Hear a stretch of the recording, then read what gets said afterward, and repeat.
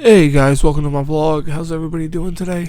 We are gonna get started here on some Zombicide Invader stuff.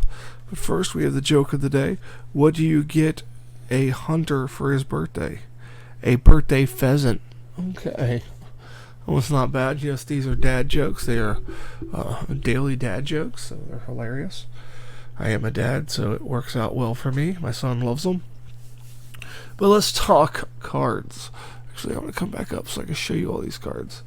These are everything from all the sets. You got 12 oxygen tanks. You have this stack of starting equipment, and I'll talk about how I'm going to divvy up this starting equipment to my characters. And then you have the prototype weapons. You have 8 now. So you know, that'll be interesting to see what you get. 2 sniper rifles, I feel sad for you. But the ambidextrous guy could dual wield them. So that would be cool. So then we have the 4 turrets, the one that is the abomination. So, and then you have the 4 bots, one of which is the abomination. So meteor sentry gun is nasty, takes out everything in a straight line. One enemy in a straight line. Based on targeting priority, peacekeeper bot, melee, and range. So,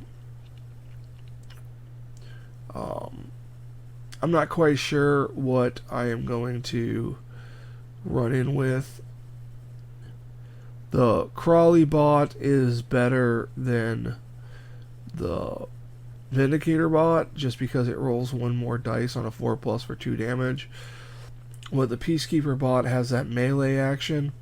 And I think that would be helpful for the wheelchair guy who doesn't really have much action going on. Range is 5 dice, 5 plus 1 damage. So, the sentry gun, it'll either be the Maul sentry gun or the meteor sentry gun. I might try the meteor first just to see what happens. And you know I'm going to throw them A-bombs in there if they fit, which we're going to get to in a minute. Starting equipment, I'm going to do it like this. You can...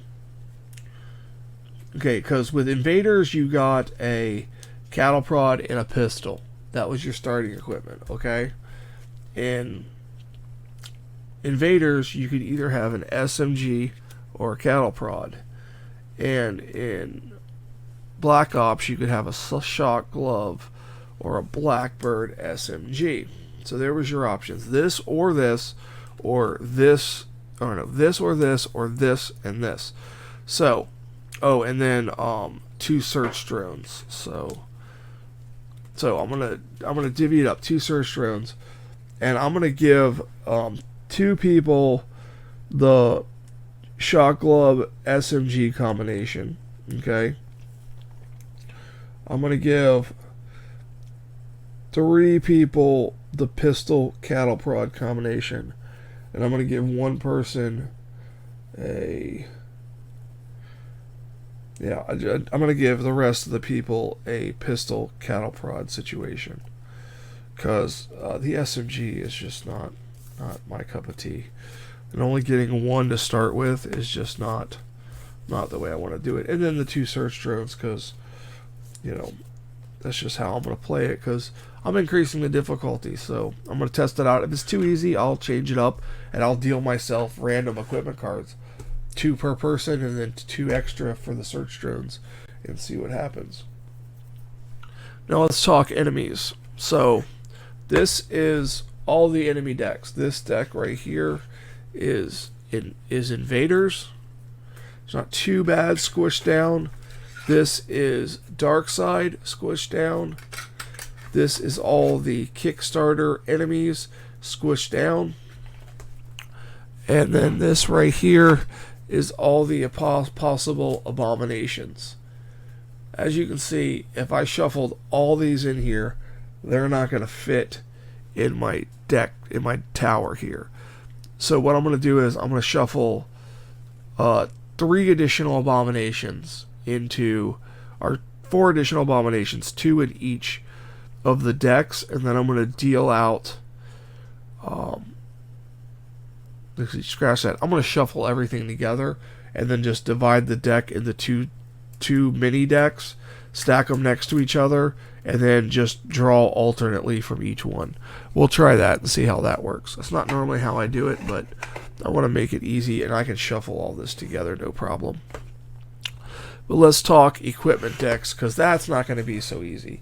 Shuffling all these equipment decks together and getting doubles of a lot of crap, that's not going to be good. And then here's the extra bonus equipment that came with Black Ops. So what I'm going to do is I'm going to sort through this. This is the Invaders one, and I'm going to pull out all the canisters like this. And then I'm going to pull out all the assault shotguns, all the armor, all the machine guns, heavy shotguns, heavy cutters, flamethrowers, energy cells, chainsaws, sniper rifles, SMGs, sledgehammers, searchlights, search drones, plenty of bullets, MREs, and then I'm going to hold out the mod Smoldsbone because they're definitely going in there. And then I'm going to come over here and I'm going to take my other deck, and I got pistol. Alright, and I'm going to sort these, but I'm going to keep the decks separately, like canisters. This is going to be hard for you guys to see what I'm doing. Let's bring it up. So I'm going to move this out here. And this is what I'm going to do. I'm going to put canisters here because they're only going to be in the Invaders deck along with SMGs. And then energy cells are going to go there. Assault shotguns. A blade of armor. Light machine guns. Heavy shotgun. Cutter. Plenty of bullets. Flamethrower is only going to be in that one. MRE. And then we have, we'll put here search drone, chainsaw, sniper rifle, sledgehammer, and search drone. I don't see any markings to say what deck these are from. So pistol is only going to be in this deck, so MRE. MRE is here, so we'll put that down there. Heavy shotgun. That's going in for sure. A bladed armor. Heavy shotgun. MRE. Chainsaw. Chainsaw. Searchlight. Sledge. And then seismic grenade is going to be only in this one. Is there a chain sword? Nope, chain sword is exclusive to that deck. Plenty of bullets. Light machine gun. Spawn. And this way you get to see all the cards, guys. Look at this. And then energy cells. Reaver sword. So I'm seeing there is unique ones to the decks, but I'm not going to put in all these double. I'm going to put all the unique cards in, but any pile that there's a double of the pile, I'm only going to put in one of the piles. So, like, I'm not going to put in 15 energy cells because that would be too much. First of all, you don't need that many energy cells. It's just going to be broken in the game. So I'm hoping by doing this, it clears up a lot of the deck space.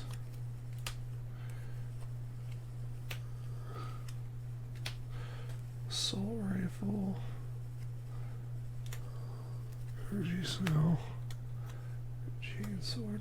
Okay, so immediately I'm going to pull a double of energy cells, a blade of armor, light machine gun, heavy shotgun, plenty of bullets, MREs, chainsaws, sledges, and searchlights. So that dropped that deck that much already. And of course we're doing the that there. So now I'm going to put in the stuff we're going to definitely need. I'm going to put in the seismic grenades, the energy cells, the canisters, the flamethrowers, the spawn cards. And then I'm going to go through. I'm going to hold off on the SMGs and the pistols and the search drones because they're starting equipment. All the unique stuff I'm going to put back in. So, well, I'm only going to put 2 assault rifles. And then things with 3 of them, I'm only going to put 2 in. So 2 sledgehammers, 2 sniper rifles, 2 chainsaws, assault shotgun, only 2. And a blade of armor, I will do the 4. Light machine gun is only 2. And then heavy shotgun, only 2. Heavy cutter, only 2. Plenty of bullets, all of, and MREs, all of. And the Solomon chains, and then the. So here we go. So now we have a manageable equipment deck here, and it's not OP. That many energy cells, and just so. But we have the canisters, we have the flamethrowers, we have the seismic grenades for pit spawns, and all that stuff. So we have a equipment deck that is manageable. I did this a lot with the Green Plague rules in the beginning because you didn't really need 8 Dragonfires, 4 biles and 8 biles and 8 torches, and then when you're playing with 10 abominations and the Obama bunny that can't be killed except by Dragonfire, you kind of need all that. So I ended up using 2 decks, but it's not needed in this. So yeah, I took out a lot of stuff. I took out starting equipment, which isn't going to break the game. I took out stuff that there was 3 of, and they were mostly, some of the stuff you could dual wield, so it's going to be harder to get 2 of, especially for my ambidextrous guy. But, 4 searchlights, that's going to get broken. 8 sets of armor, that's too much. 12 energy cells, that's insane. So this is the stack of cars that didn't get put in there. And, all them extra MREs are not necessary. So that is how the equipment deck's going to work.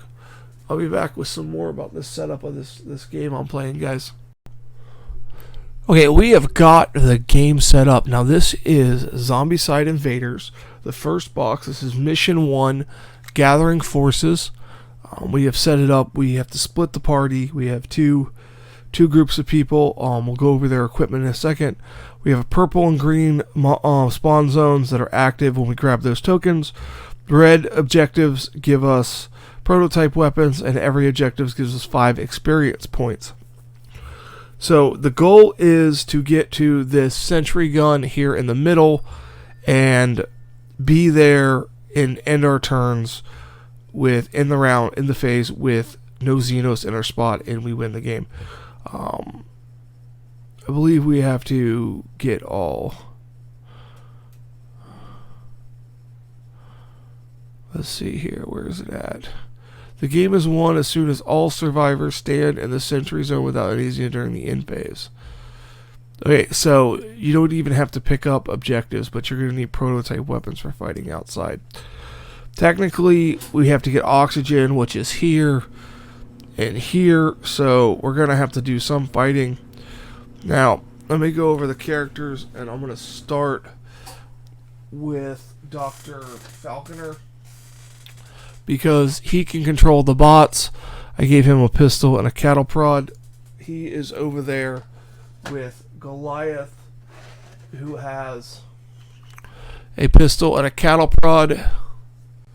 And he is also with Preacher Carl, who has a pistol and a cattle prod and a search drone, who plans to trade the cattle prods to Goliath for the pistol, so he can dual wield the pistols, and Goliath can dual wield the cattle prods for hitting on 4s, rolling 4 dice. Dr. Falconer is just going to hold on to what he has. I'm not really looking to get him high level equipment because he controls both bots. Now, on this other side, I have BIA search cards, 2 search cards, Solomon.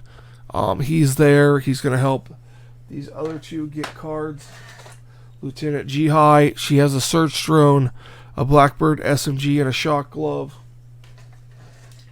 And Orc has ambidextrous, and he has a SMG and a shock glove. I plan on trading the SMG to from Lieutenant G High to him so we can dual wield the Blackbird SMGs, rolling 6, hitting on 5 pluses. So that's my goal with that. And I'm hoping to get her some equipment round 1 so I can give him the shock glove so he can switch and, you know, be rolling 2 dice, 4 plus, and 2 damage apiece with a shock glove in melee. But because he's going to get super strength later, so he could actually rock it with a cattle prod, adding 1 dice to it. So the super strength, he's good to go. So this is going to be the start. That's my plan. I'm going to do a bunch of searches here, 2 cards, trade some equipment.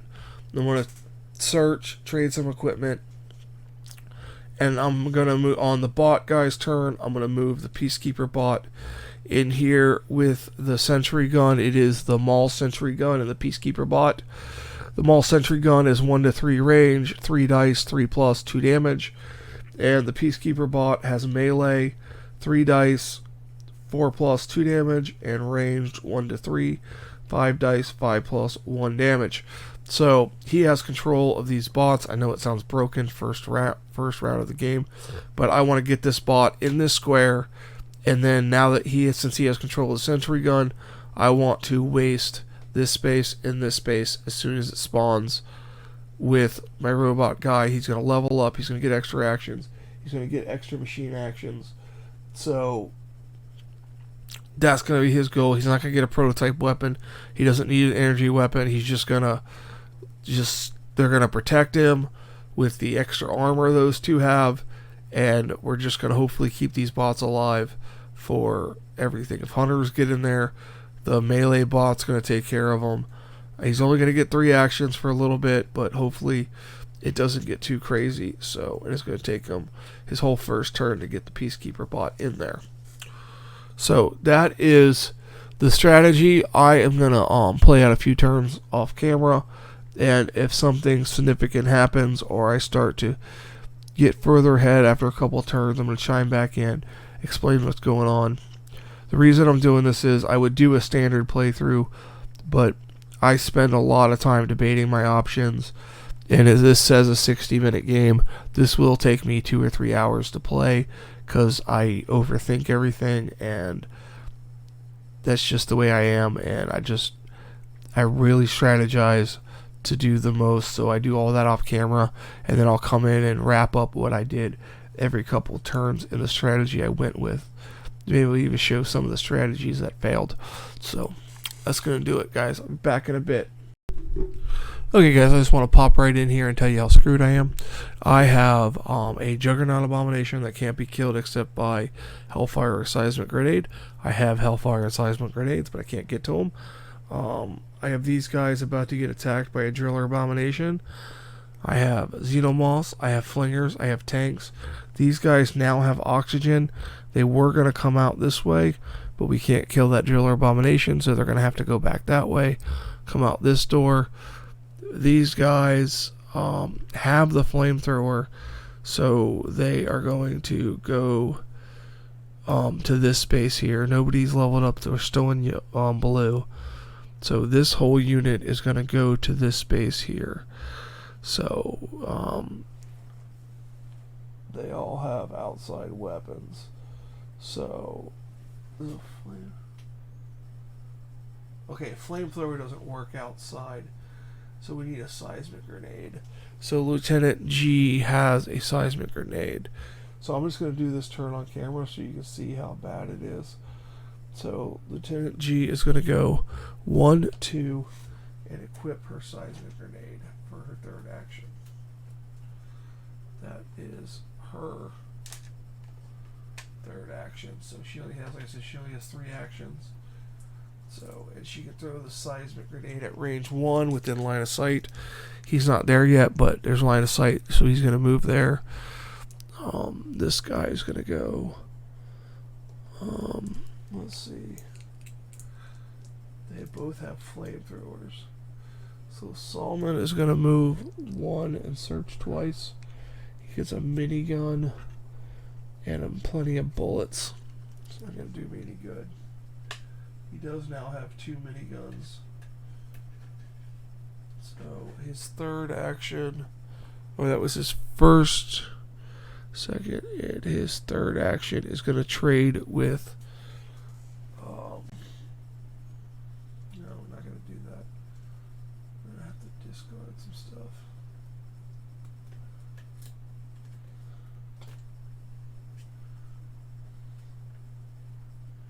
So, yeah, so we're. So he has 1 to move, 2 to go there, and then he searched. So he's going to stay there because he doesn't want a bunch of tanks in his spot he can't kill. Oak is going to search for 2 cards because he has a searchlight, MRE, and Nova cutters. True damage, 4 dice, 3+. That's better. So he's going to give. So his second, at first he's going to discard the MRE to gain 3 XP, bringing him to 6. That brings him to 6. So he's going to equip the heavy cutter, the Nova cutters, with the energy cell, and then he's going to spend his second action and give the chain sword to Salman.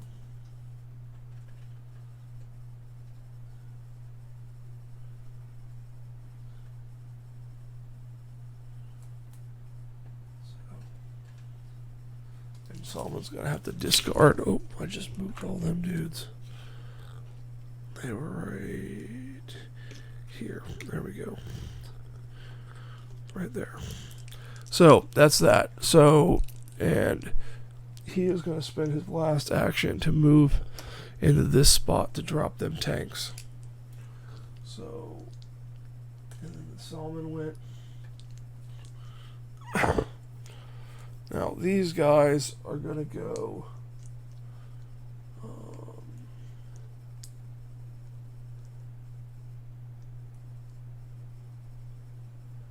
Preacher Carl is going to go 1.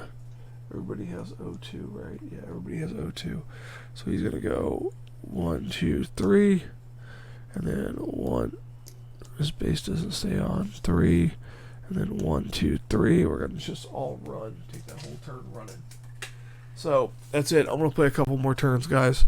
And then let you know we're all going to come out this way. Hopefully seismic grenade the Juggernaut. Let the Driller Abomination come up this way, because the most noise is here. So he's going to come through this way. These guys are all going to wrap around.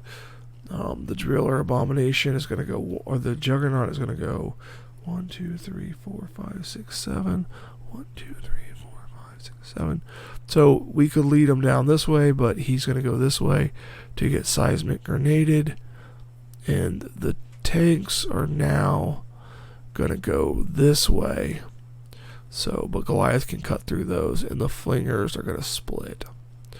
So I just go ahead and do it. So here, here, here, here, here. Xenomorphs are going to pick their spot, so they're going to go 1, 2, 3. Well, 1, 2, and then 1, 2, 3, 4, 5, 6. 1, 2, 3, 4, 5. Yeah, they're going to go this way. The Juggernaut, we get to choose. He's going to go there. Tanks are going to convene there. Flingers are going to split, and we'll spawn this back here.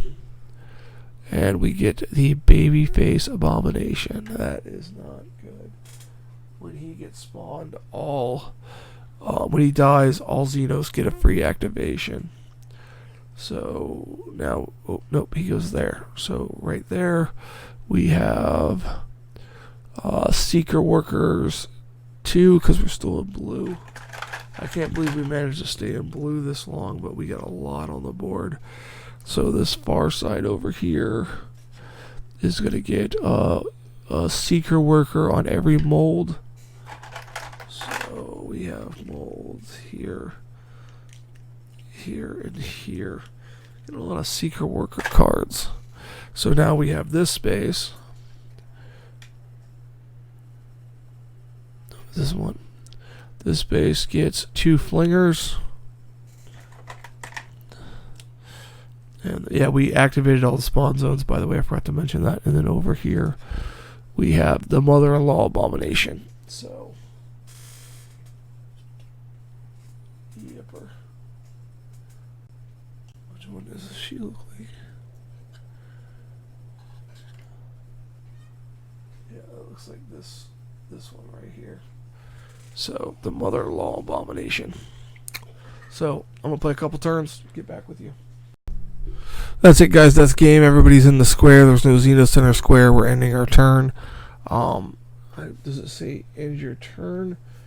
Oh, during the any end phase. So, I'm going to play this out. This is where we're at. We got 4 hunters here.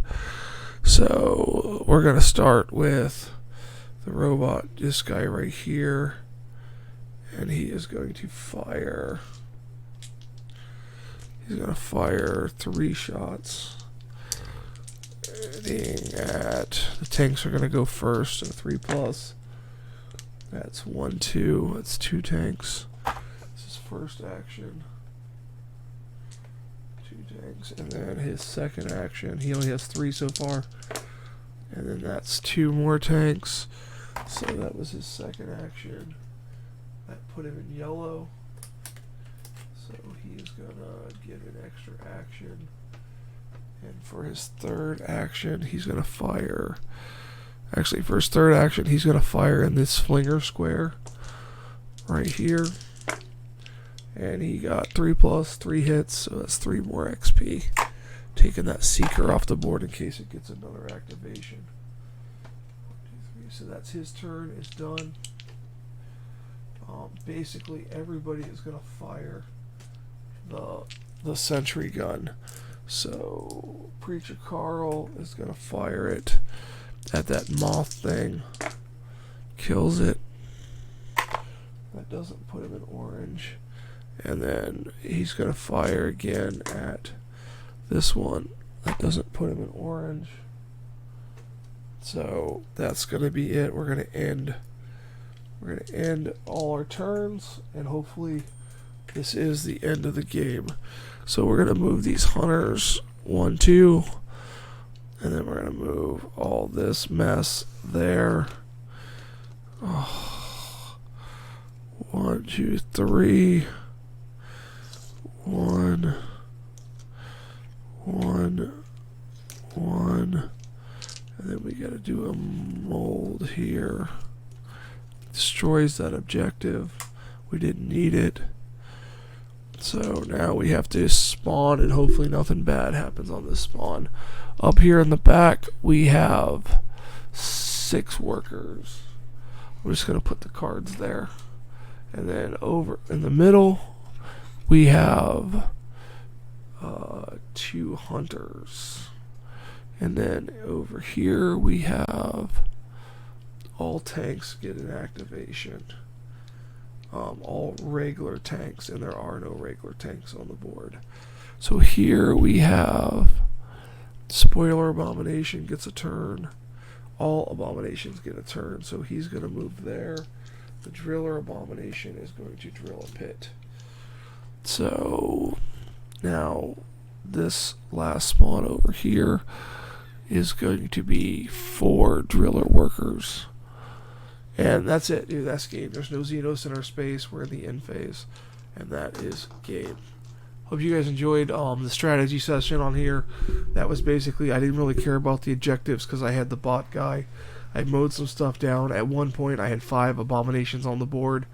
Luckily, I got that seismic grenade to kill that juggernaut. And by having 3 people in one zone here, and at sometimes and 3 people in one zone over here. I mixed it up. It was only 2 and then 3, and then I had the Xenos going this way, and then the next turn they had to go this way to the most noise because they didn't have line of sight. So I broke it up like that. I kept it that way on purpose so that it mixed things up, so it kept the Xenos away. I originally tried to come out and go out this way and around. That didn't work. We had abominations here, here, and here, so I had to cut back through this way.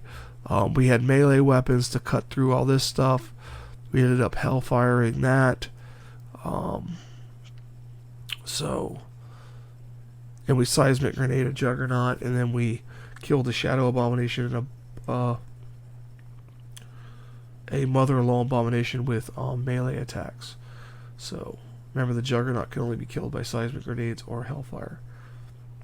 So we still had 2 A-bombs, a driller, and a spoiler, but everything worked out. All the monsters worked good. Everything worked good the way I designed it. So I'm going to play another mission, set it up, and do the same kind of strategy, walk you through what I'm going to do in the beginning, play some of it, talk about what's going on, and then finish it up and show you guys the last little bit to show you how I won it or lost it with the strategy. So that's going to do it for this one, guys. Thank you guys so much. Okay, a little bonus feature. I know I ended the video in the last clip, but I left some things that I didn't explain in that game and some strategy I used, and I want to talk about that right now. I want to talk about that strategy with you guys. Now, I did pick my own characters, and I'm going to go through the characters and how they were used in a minute, but I want to talk to you about a strategy that I used. The party was split, and I believe these 3 started here, and these 3 started here. Now, I used that because the Xenos, they don't move to the closest noise, they move towards the noisiest zone. So what I had happen is I had a lot of abominations spawn in this area right here. And by the time that happened, these guys were here, and these 2 were here, and this guy was like right there. Maybe exactly like that. So what happened was, like, say this driller abomination was here, and when they don't have line of sight, they move to the closest zone, and nothing has line of sight more than 1 room. So the driller abomination, the most noise was this group over here, so it moved down, and I came down here with 2 in there, and then this guy was here and here like this, and this is still the noisiest zone. He moved here, and then these 2 guys ended up in here, and then I ended up moving them back, so we were all 3 in the O2 room getting oxygen, and this guy moved in here, and then I was like, yeah, this isn't good.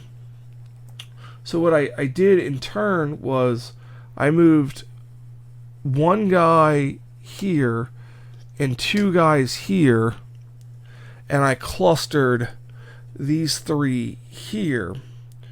So by doing that, he doesn't have line of sight on these, so he would go for the noisiest zone, which was over here. And if you count it out, it's 1, 2, 3, 4, 5, 6, 7, 8, or it was 1, 2, 3, 4, 5, 6, 7, 8. So it was equal way that he could go. Now, any other group of zombies would split. So, but it's player's choice of which way he would go. And of course, I made him go back. So he was heading back over to there. Well, there was a whole mess over here, and I needed to clear up some moth people here. I had a spoiler abomination spawn in here, and he moved here. And I had a bunch of Xenos going towards this area because they were all heading to that noise. So then what I did was I bided my time, and I moved these two guys, or this guy here, and I left that guy there, and I had activated the sentry bot and killed some people. So there was 2 noise here, and then I moved these 2 together. So there was 3 noise in a group here, and then there was 2 noise here. So now the noisiest zone is this zone. So the closest path, the closest way for the driller abomination to go would be 1, 2, 3, 4, or 1, 2, 3, 4, 5, 6, 8. So the driller abomination is now going back down this path, and the spoiler abomination is going to go out here, and he would continue down this path. So what I did was, in order to deal with this mess here, I had to backtrack a little bit, and I backtracked with 2 guys because he had 6 armor, and he still doesn't have line of sight with the spoiler or the driller abomination. So again, it's going to go to the most noise, and by this point I had activated the gun. So again, there was 3 noise in this location. So again, the driller abomination went back. He got an extra activation. He drilled this spot. And the spoiler moved up 1, and now he had line of sight. I ended up killing him with the sentry gun the next turn. But by that time, this guy came in here and hellfired this spot, and these guys moved to like here. And then by the next turn, I had everybody like this. And then it was the end phase. Everybody got out on. I killed a bunch of stuff with the turret, passed on a bunch of actions, and then I got this guy in there, and then I had the last zombie phase, which I showed you guys in that last clip. So by using the mechanic of it goes to, when it doesn't have line of sight, it goes to the noisiest zone. It goes to the noisiest zone, not the closest noisiest zone, the noisiest zone. So I was able to keep this driller abomination out of basically moving in these 4 squares here. I think once he was here, but he was able to be skirted back and forth along with a bunch of tanks and seeker workers and driller workers. They were all just clustered here in this mess. I even think, I think the spoiler abomination ended up going this way at one point. So they were all clustered in this area. So, and early in the game I had the Juggernaut guy, and I killed him with a seismic grenade. But that's the only way to kill him, that with Hellfire, and Hellfire doesn't work outside. I ended up getting, I believe, 3 canisters. I'm going to show you my guys now. So that's a technique I used that was very helpful, that I found more helpful than in regular the old Zombicide, Black Plague, Green Horde, or in my rendition of Green Plague. You know, by them going, not caring about the closest noisiest, but going to the noisiest zone. It was very interesting. And I also, with combining everything and having all the miniatures and all the cards and all that stuff, I find that I was getting a lot of pit zone spawns, and there was no pit zones on the table. So I believe I'm going to randomly add a couple pit zones to the map, or at least make the spawn zones pit zones too. So because I was getting light without having to put anything out, because nobody opened up a pit. So I may play that in the next one that way, just so it just seems more balanced game that way. But I'll play a couple more games and see how, because there's no specific rules for combining everything. They say you could just add everything together and go, but there tends to be some issues, as always, and that's to be expected. I had the problem with the other Zombicide. That's why I made my custom rules, and now that's a very balanced, complex game. Now I'm going to go over my characters here. First, I'm going to go over the bots. I'm going to zoom in here so you guys can see. I used the Peacekeeper bot. It started over here. I moved him into the square with the sentry gun, and it did nothing. It stayed there. It did nothing. I don't think it attacked anybody. Yeah, it just didn't do anything. So Peacekeeper bot was a miss, didn't do anything. And then I had the Maul sentry gun from Darkside, because you can mix and match the weapons. So the Peacekeeper bot is from Invaders, and the Maul sentry gun is from Darkside. And the Maul sentry gun performed well. Not as much as the sentry gun bot control guy, my guy who controlled bots on the blue level.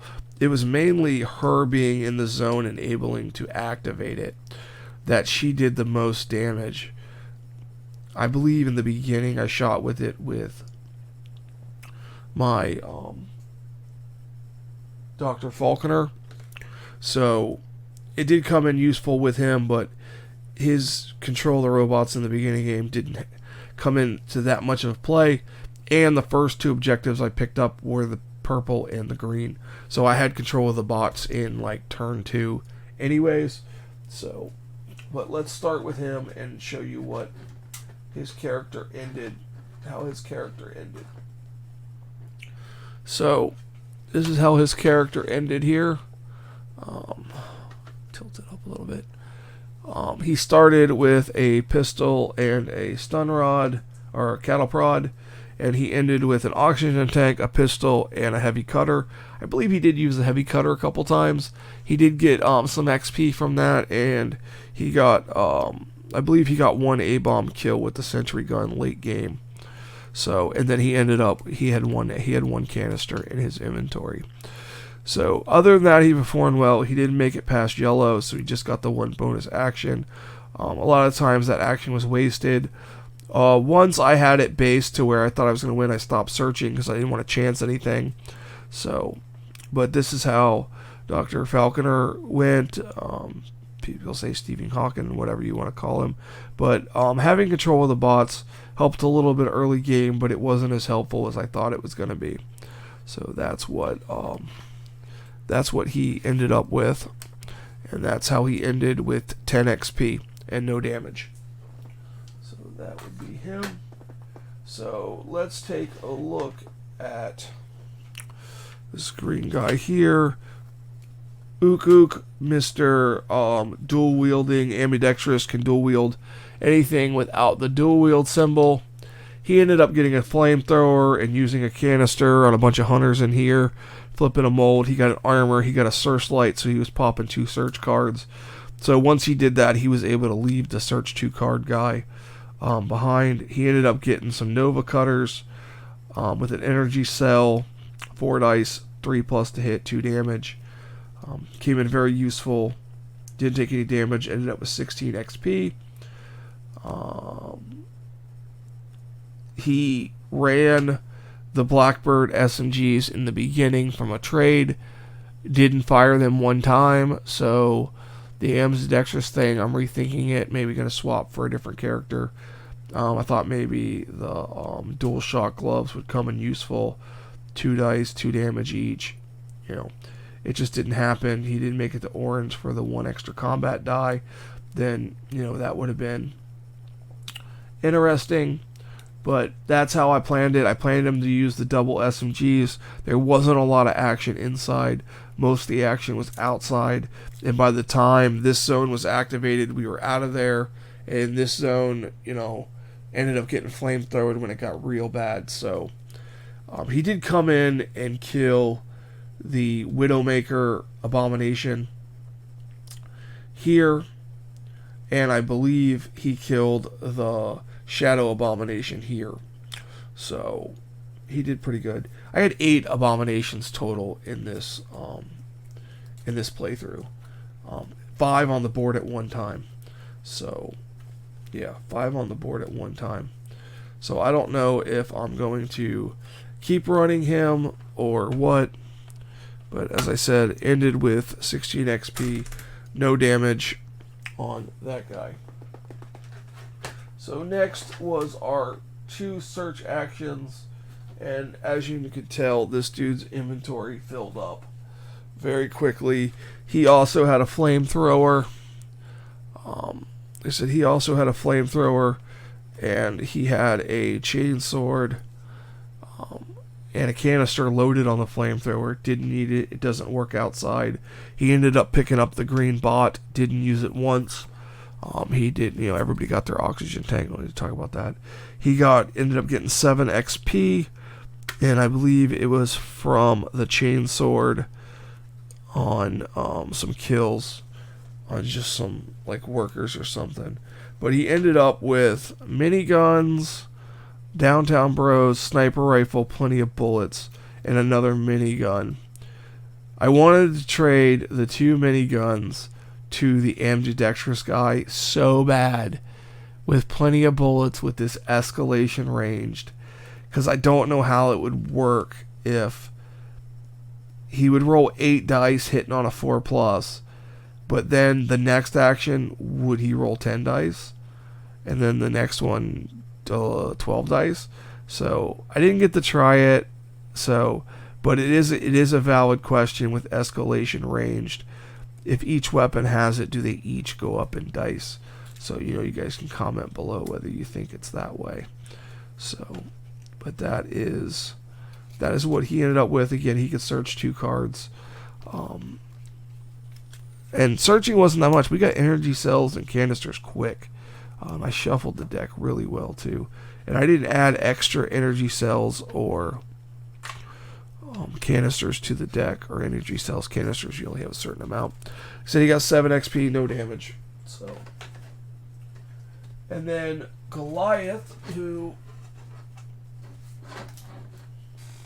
I thought was going to be my super duper heavy hitter.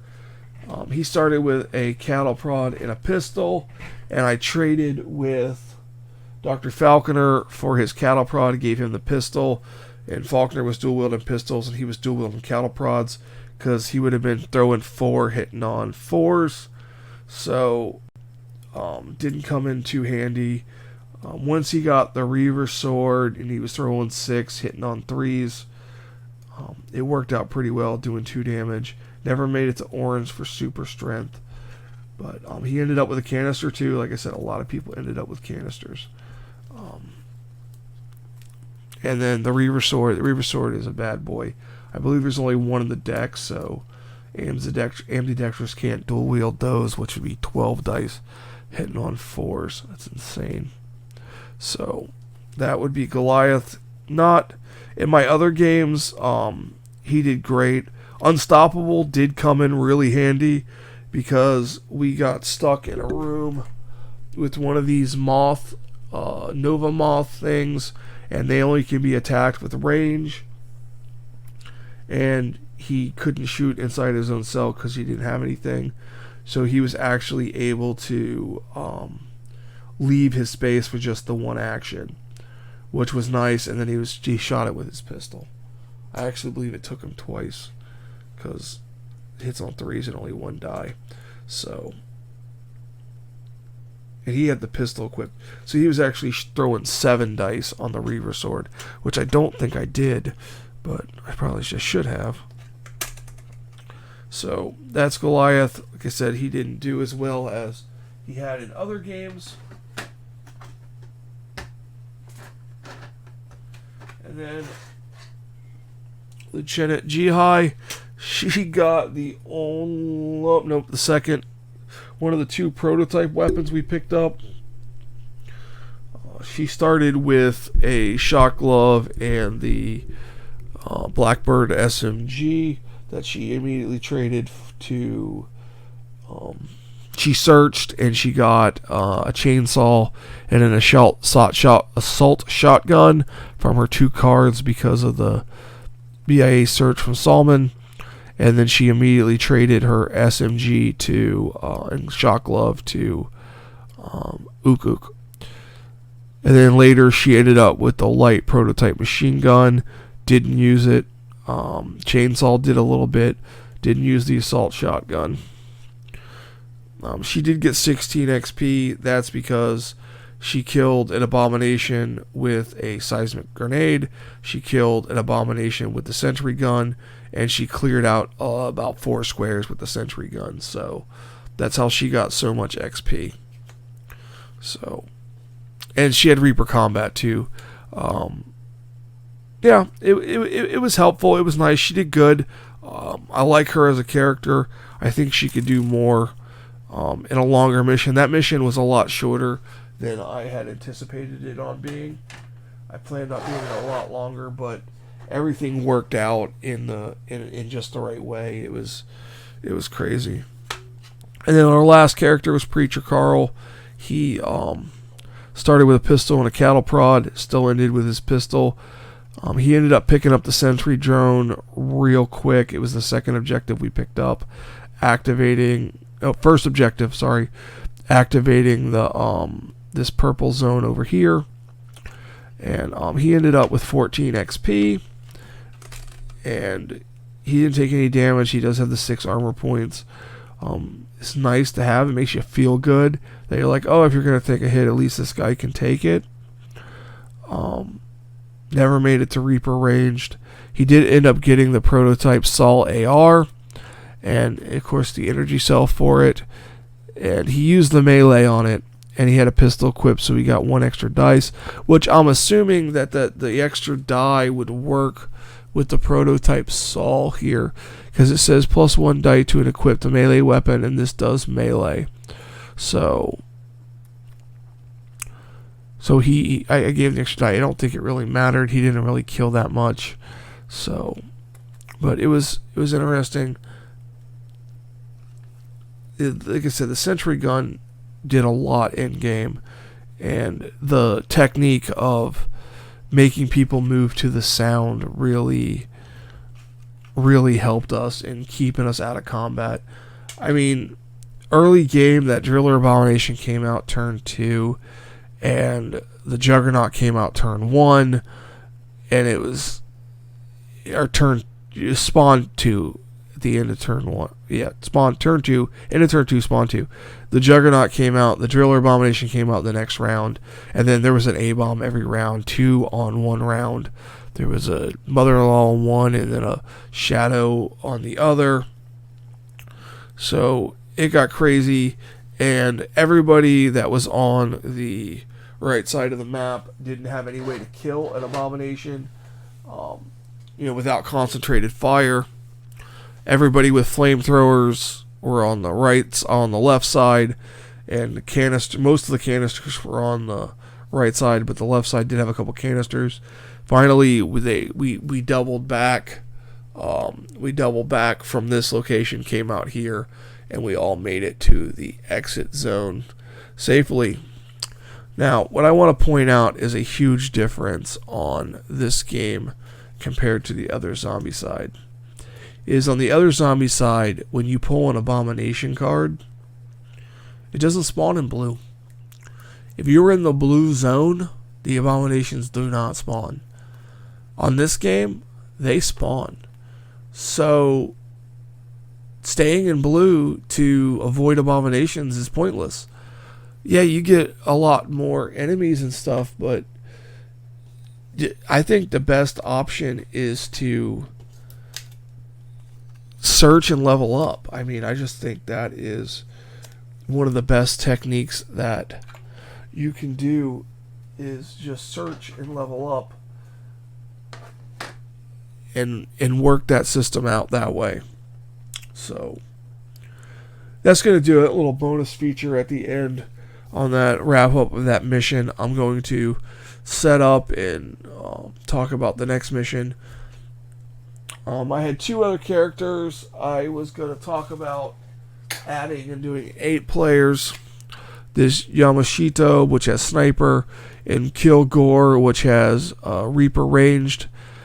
I may actually swap out Ook for this Reaper ranged guy, because I do like the fact that he has super strength, but I wasn't coming up with a lot of stuff that was ambidextrous.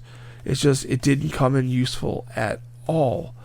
So I have a choice of the Sniper guy at red. He can go full auto, and I know as I get later missions, I'm going to be getting into the red. Full auto is nice. You roll as many dice as there are people or Xenos in this space. But Reaper ranged is nice early game. Get him a prototype weapon. He's taking on an extra dude if he hits per turn, not or per action, not per kill. So it's a mistake some people make. Reaper only works per action. You get one additional of the same type. So I'm going to think about it. I'm going to think about switching out Ook Ook and then playing mission 2.